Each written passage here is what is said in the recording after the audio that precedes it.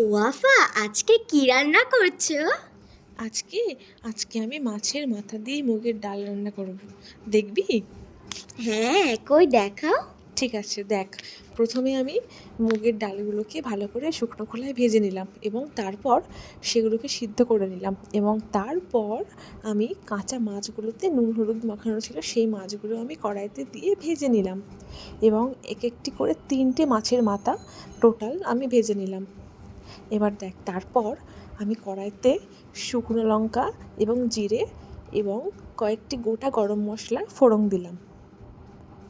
দেখছিস তো? হ্যাঁ, দেখছি, তুমি করো।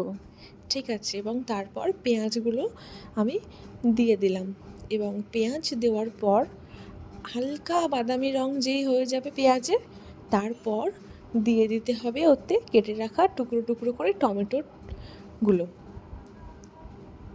দেখ, টমেটো দিয়ে দিলাম এবং তারপর নাড়তে হবে, আস্তে আস্তে নাড়ছি এবং এরপরে দিতে হবে কয়েকটি মশলা। তার মধ্যে নুন দিলাম, একটুখানি হলুদ গুঁড়ো দিলাম, কারণ এর আগে আমি ডালে আমি হলুদ গুঁড়ো দিয়েছিলাম, সেই জন্য অতটা আর দিইনি। এবং এগুলোকে ভালো করে মিশিয়ে নাড়ছি। দেখতে পাচ্ছিস তো? হ্যাঁ, দেখছি, হ্যাঁ। খুব ভালো হচ্ছে তো।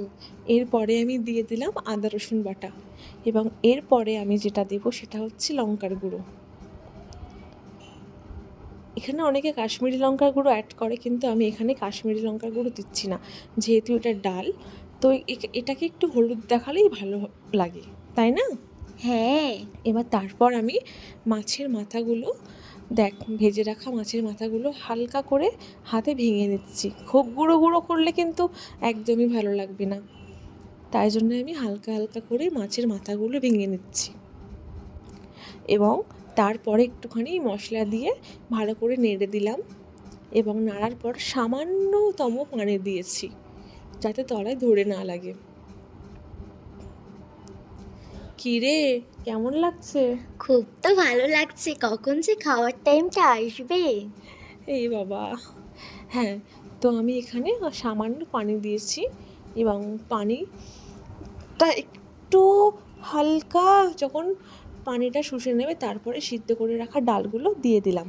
এবার দেখ, এই ডালগুলো দিয়ে দেওয়ার পরে আমি এগুলোকে ভালো করে নাড়িয়ে একটুখানি একটুখানি বলতে 7 থেকে ওই 10 মিনিট মতো রেখে দিলাম, একটুখানি ফুটে ওঠার অপেক্ষায়। এবার দেখ, ফুটে ওঠার পরে ঠিক নামানোর আগে একটুখানি গরম মশলা এবং একটুখানি ঘি দিয়ে ঢাকা দিয়ে রাখতে হবে।